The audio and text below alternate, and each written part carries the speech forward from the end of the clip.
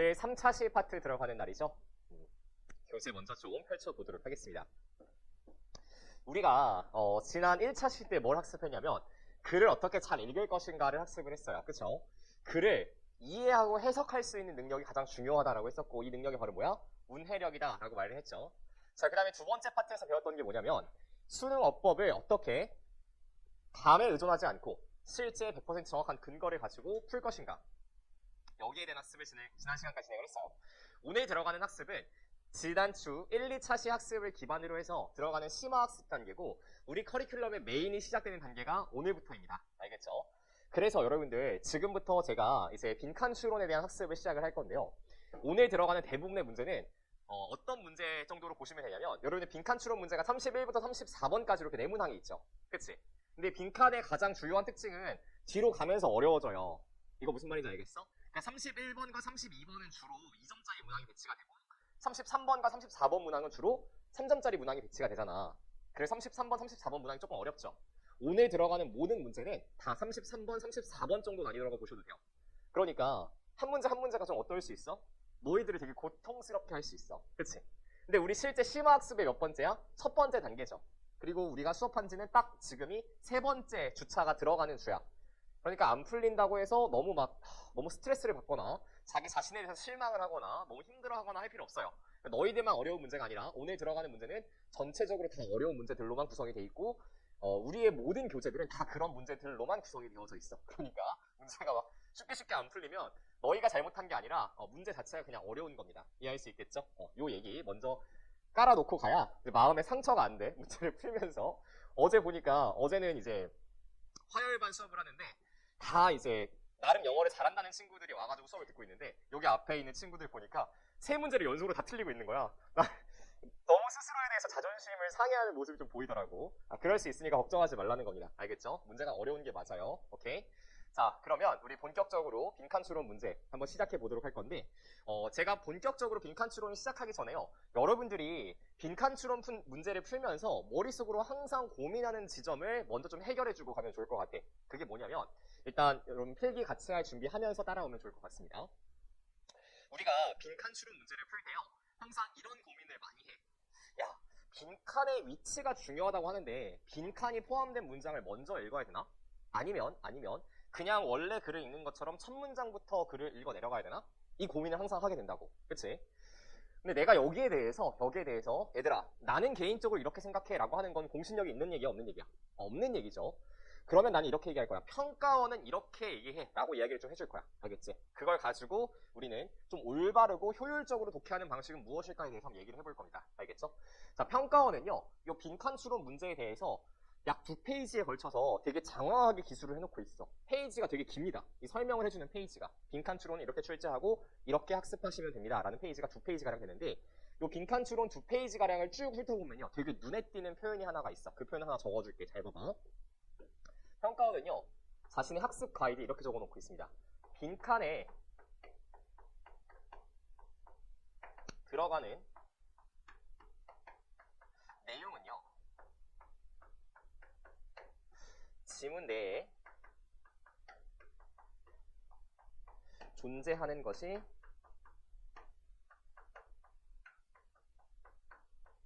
일반적입니다.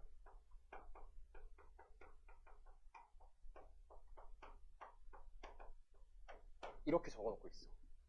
다시 하나씩 정리해볼게, 얘들아. 잘 봐봐. 평가원의 학습 가이드에 뭐라고 적혀있냐면, 여러분들 빈칸 문장에 들어가는 내용이요, 지문 내에 존재하도록 출제하는 것이 일반적 출제의 원칙입니다 라고 평가원이 학습 가이드에 정확하게 서술을 해놓고 있다고. 그러면 얘들아, 이걸 통해서 되게 많은 건 얻을 수가 있는데, 너희들 빈칸에 들어가는 내용 있잖아.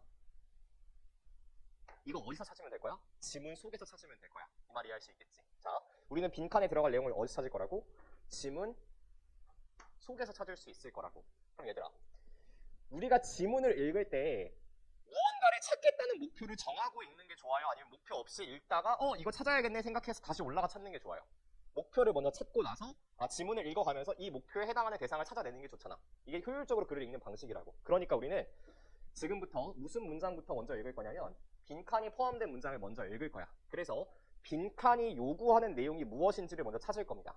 그 다음에 그 요구하는 내용에 대한 정보가 지문 내에 어떻게 드러나 있는지를 찾아가는 방식으로 글을 읽어갈 거야. 말이 할 수 있겠죠? 그러니까 이렇게 먼저 글을 좀 읽기 시작할 거다라고 하는 거 첫 번째로 먼저 얘기를 해놓을게. 자, 두 번째. 그러면 이거 외에 평가원이 중요한 포인트로 제시하는 건 없나요? 라는 생각이 들 수 있잖아. 빈칸 추론 문제에 대해서. 자, 두 번째 포인트 얘기할게요. 우리가 21번 함의 추론 문제와 31번, 34번 빈칸 추론 문제를 통틀어서 다 빈칸 추론 영역이라고 생각하면 됩니다. 왜 그러냐면 21번 함의 추론 문제가 2018학년도부터 처음 출제되기 시작했거든요. 근데 이 문제에 대해서 평가원은 아직도 뭘 제시하고 있지 않냐면 빈칸 추론과 같은 학습 가이드를 제시하고 있지가 않아. 출제된 지 3년이 넘은 문제인데. 근데 지금까지 출제됐던 함의 추론 문제를 분석을 해보면요. 대체로 무슨 출제 경향과 유사하게 출제를 하고 있어? 빈칸 추론 유형과 유사하게 출제를 하고 있어. 즉, 밑줄 친 문장의 의미가 그 내용을 해석하는데 아무 의미가 없게 출제가 됩니다. 이 말 이해할 수 있겠어? 그러니까 우리는 지금부터 함의 추론 문제를 무슨 문제와 동일하다고 볼 거야? 빈칸 추론 문제와 동일한 유형이라고 볼 거야. 그러니까 너희들한테 빈칸은 총 몇 문제야? 5문제가 출제가 되는 거지. 여기까지 이해할 수 있겠어? 자, 그 다음에 너희들이 많이 착각하는 포인트가 이겁니다. 선생님, 빈칸 추론이잖아요. 빈칸 추론이잖아요. 그러니까 함이 추론이잖아요. 추론이란 말이 들어가니까 학생들이 뭐라고 생각해? 나의 배경 지식과 나의 상상력을 어느 정도 가미시켜서 글을 읽은 다음에 빈칸이 있으면 글의 내용이 대체로 이러한 것이니까 빈칸에는 대체로 이러한 게 들어가야겠다라고 뭘 가미시켜? 나의 상상력과 배경 지식을 가미시키려고 많이 노력을 한다고. 근데 이게 대단히 큰 착각입니다. 평가원은요, 또 뭐라고 언급을 하고 있냐면 여러분들의 상상과 배경 지식에 근거한 것이 아니라 철저하게 지문의 내용에 근거한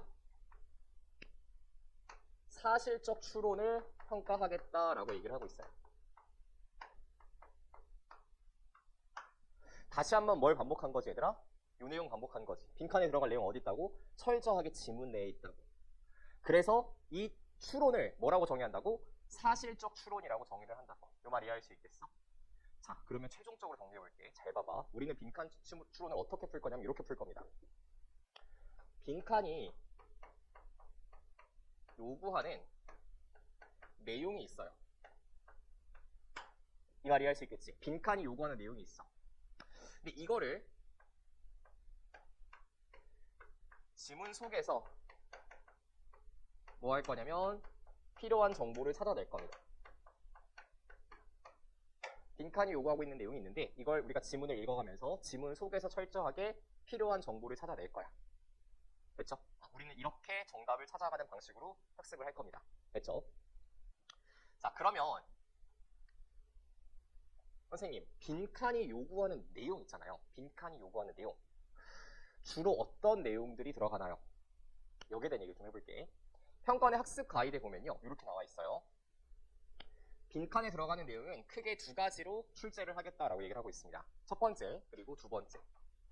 이렇게 나와 있죠. 첫 번째가 뭐냐면 주제가 들어갈 수가 있어요. 빈칸에. 글 전체의 주제를 빈칸에 들어가게 출제할 수 있다. 이게 첫 번째.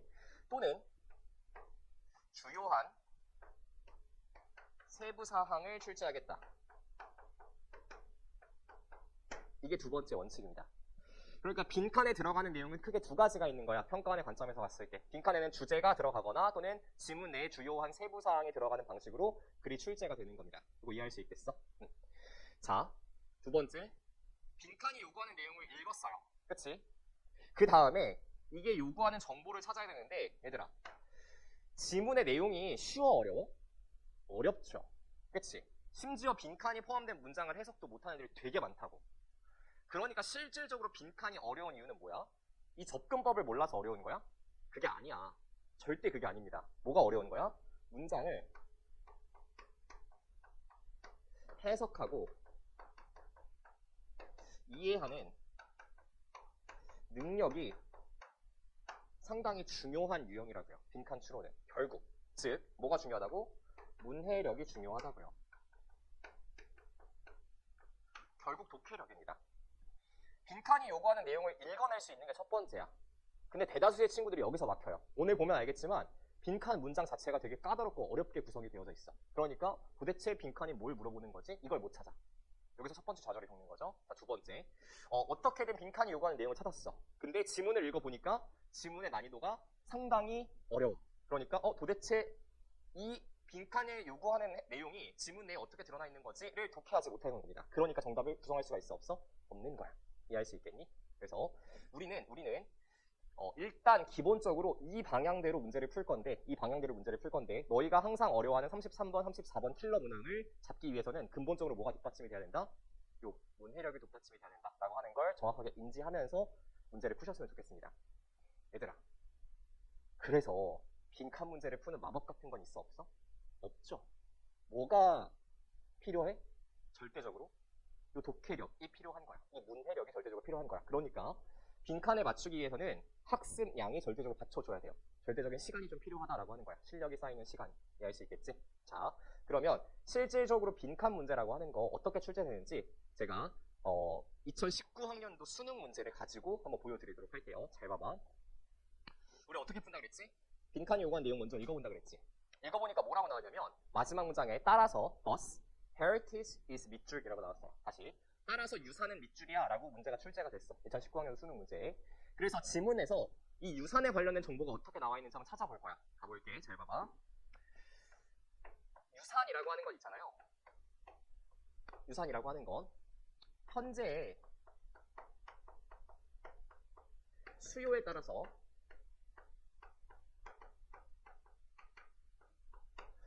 선택되기도 하고요. 뭐 하기도 하는 거냐면 버려지기도 하는 거래요. 이게 뭐라고? 유산이라고. 이렇게 지문 내에 유산에 대한 정보를 정리해 놓고 있어요. 자, 선택지 1번 한번 가볼게. 유산이라고 하는 것은 과거의 전통과 문화의 집합체야. 얘들아, 1번 선지 판단해봐. 맞아 틀려? 틀리죠. 왜? 일반적인 상식과 배경 지식을 가지고 판단해보면 유산은 이게 맞잖아. 그치? 근데 지문의 내용과 어긋나게 된다고. 요 말 이해할 수 있겠니? 그래서 정답이 될 수가 없는 거야. 자, 두 번째. 유산이라고 하는 것은요, 기억되기도 하고 잊혀지기도 하는 거야. 요건 어때? 유산이라고 하는 건 기억되기도 하고 잊혀지기도 하는 거야. 괜찮죠? 왜? 요거. 선택된다는 말이 결국 뭐야? 기억된다는 말이잖아. 잊혀진다는 말이 뭐야? 버려진다는 말이잖아. 그 말이 할 수 있겠니? 정답 몇 번? 2번. 이렇게 가는 거였다고. 가장 많이 오답이 나왔던 게 몇 번이었을까? 얘들아? 1번이었습니다. 가장 많이 오답이 나왔던 게 1번이었어. 이거 왜 그러는 거야? 너희들 상상력과 배경 지식만 가지고 풀려고 하니까 문제를 1번 이렇게 푸는 거라고. 이 말이 할 수 있겠니? 철저하게 뭐에 근거해서 풀어야 돼? 철저하게 지문의 내용에 근거해서 풀어야 돼. 이걸 사실적 추론이라고 한다고요. 이해할 수 있겠죠? 근데 오늘 들어가는 문제의 난이도들이 다 어떻다고? 기본적으로 상당히 어렵고 까다롭다고. 그러니까 내용을 찾으려고 노력은 하겠지만 찾는 게 쉽진 않을 수 있다라고 하는 거 미리 들어가 보도록 하겠습니다. 여러분 지금부터 1번 문제부터 들어갈 건데 제가 스탑워치로 정확하게 좀 시간을 재면서 갈 거거든요. 일단 1번 문장 들어가기 전에 빈칸이 포함된 문장 한번 살펴봐봐. 잠깐 간단하게 볼게. 잘 봐봐. 자, 쏘에다 동그라미. 쏘에 동그라미. 그 다음에 밑줄 이렇게 나와 있죠. 쏘 다음에 밑줄 이렇게 나와 있죠. 자, 그러면 얘들아 잘 봐봐. 잘 봐봐. 너희들이 배운 걸 가지고 한번 생각해봐 얘들아. 빈칸이 요구하는 내용은 두 가지래. 두 가지. 하나는 주제 또는 주요한 세부사항을 가지고 출제한대. 지금 빈칸이 포함된 문장을 보니까 주요한 세부사항을 요구하는 게 있어 없어? 없지. 그러면 지금 첫 번째 문제는 뭘 요구하는 거야? 지문의 주제가 뭐냐고. 요거 찾으라는 거야. 써놔. 주제 찾기. 라고 써놔. 주제 찾기. 지금은 빈칸에 뭘 넣는 거냐면 주제를 넣는 겁니다. 그래서 지문을 읽어가면서 여러분들 뭘 찾으면 돼요? 반복되는 내용이 무엇인지 찾아내시면 되겠습니다. 이 말 이해할 수 있겠죠? 자, 그러면 지금부터 시간은 제가 2분을 드릴 겁니다. 지문 읽기 시작해 볼게요.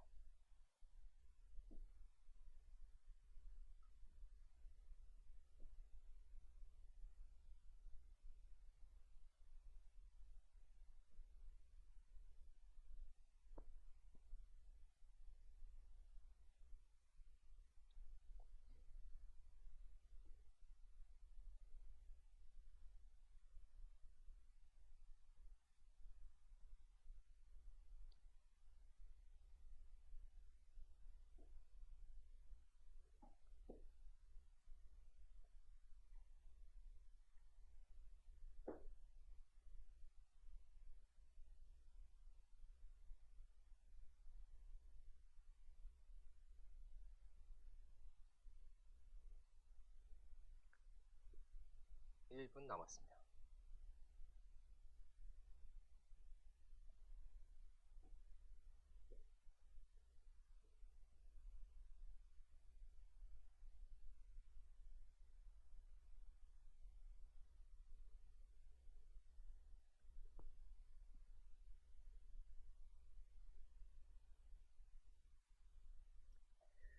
(30초) 남았습니다.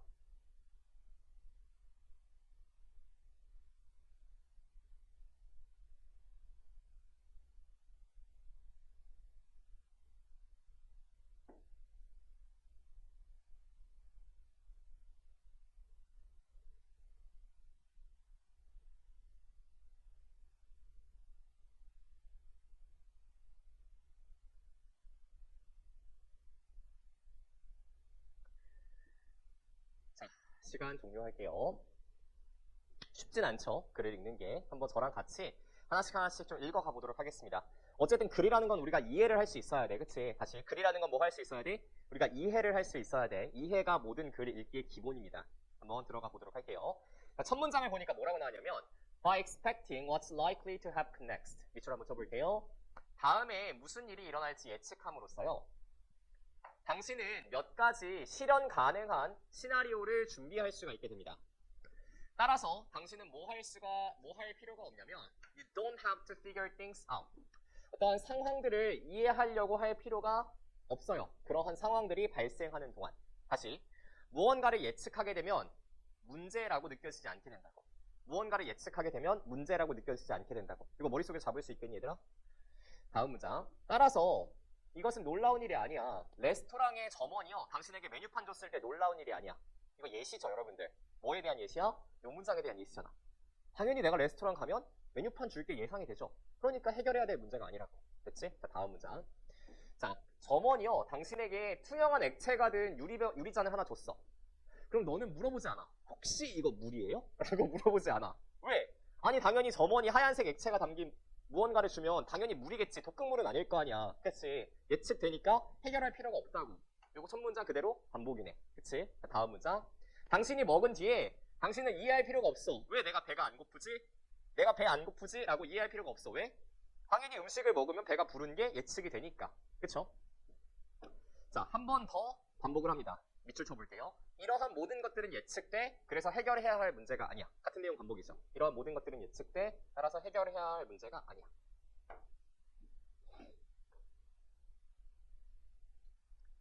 자, furthermore 동그라미 치시고요. 플러스라고 쓰세요. 비슷한 내용을 하나 더 추가하는 겁니다. 비슷한 내용을 하나 더 추가하는 거야. 자, imagine 밑에다가 쓰세요. 사례라고 쓰세요. 사례. 상상을 한번 해보세요. 사례 들어주는 겁니다. 상상 한번 해보세요. 이것이 얼마나 어려울지 한번 상상해보세요. 뭐 하는 것이? 항상 고려하는 거야. 모든 가능한 사용법들을. 뭐에 있어서? 내가 상호작용하는 친숙한 물체에 있어서. 모든 사용법들을 한번 고려해보는 거야. 자, 예를 들면 이런 거래. 야, 내가 그 못을 박으려고 하는데 당연히 뭘 써야 돼? 망치를 써야 되겠지. 근데 스마트폰을 쓸까 망치를 쓸까 고민하게 된다고. 이 말 이해할 수 있겠니? 말도 안 되는 거죠. 지금 뭐 하지 않는 거야? 예측하지 않는 상태인 겁니다. 맞지? 자, 다음 문장. 일상에 기반해서요. 여기 밑줄 쳐볼게. 기능적 고정이라고 하는 것은요. 안도감을 주는 것이래요. 뭐가 아니라? 저주가 아니라. 그럼 얘들아, 여기서 나오는 기능적 고정이라고 하는 건 앞문장에 나왔던 말과 연결시켜보면 무슨 말이야? 예측해서 사용하는 거겠죠. 예측해서 물건을 사용하는 거. 항상 내가 기능적으로 고정되어 있는 형태로 예측해서 항상 사용하는 거. 이것은 우리 삶에 안도감을 주는 거지 저주는 아니다. 이 말입니다. 그쵸? 자, 다음 문장. 그것이 이유래. 어떤 이유? 당신이 시도하지 않아야 될 이유. 무엇을요? 모든 선택지와 가능성을 고려할 시도를 할 필요가 없는 그러한 이유다라고 하는 거야. 결국 뭐 하라는 거야? 예측에 근거해서 행동해라 라고 하는 걸 반복시키고 있는 거죠. 당신은 그렇게 할 수도 없습니다. 만약 당신이 그렇게 하고자 시도한다면 뭐 하고자? 모든 선택지와 가능성을 고려하고자 시도한다면, 즉 예측하지 않으려고 한다면 당신은 어떤 것도 행할 수가 없을 것입니다. 수호 동그라미. 따라서 밑줄 하세요 라고 하는 거죠. 따라서 밑줄 하세요. 이거 뭐야? 뭐 하라고 얘들아? 요거 하라고. 요거 하라고. 예측해서 행동하라고. 예측해서 행동하라고. 예측해서 행동하라고. 기능적 고정에 따라서 행동하라고. 예측해서 행동하라고. 됐지? 자, 마지막 문장 읽어볼게요. ironically perfect세요. 모순이라고 쓰겠습니다. 모순. 모순이 뭐라 그랬죠? 우리 복습 잘했으면 다 기억날 거야. 참과 방패를 모순이라 그랬죠. 그치? 자, 그래서 반대되는 상황이 공존할 때 모순이라 그래. 실제 한번 읽어볼게. 잘 봐봐. 자, 모순적이게도요. 이것이 당신의 사고를 제한시키게 돼요. 그럼 이것이 의미하는 건 뭐야? 쓰세요. 빈칸입니다. 빈칸은요, 당신의 사고를 제한시키게 될 겁니다. 그럼에도 불구하고요, 이 밑줄 치세요. 빈칸은요, 또한 당신을 똑똑하게 만들 거래요. 아주 모순적이지 않아요, 여러분? 사고를 제한시키지만 똑똑하게 만들 거래. 반대 상황이 공존하는 거죠. 그치? 다음 문자, 이 밑줄 치세요. 빈칸입니다. 빈칸은요, 당신을 머물 수 있게 해줄 거래. 밑줄 쳐봐. 어떻게 머물 수 있게 해줄 거래? 현실에서 한 발짝 앞서서 머물 수 있게 해줄 거래. 무슨 얘기야? 예측하는 것이 예측할 수 있도록 해줄 거다라고 하는 거죠. 그러면 빈칸에 들어갈 말 다시 한번 정리해봐 얘들아. 무슨 말이야? 예측해서 행동하시라고요. 모든 문제를 처리할 때 예측해서 행동하시라고요. 그러면 해결되지 않는 문제가 없을 거라고. 그치? 자, 지금부터 정답 내려가서, 편지 내려가서 정답 체크, 오답 소거하겠습니다. 시작.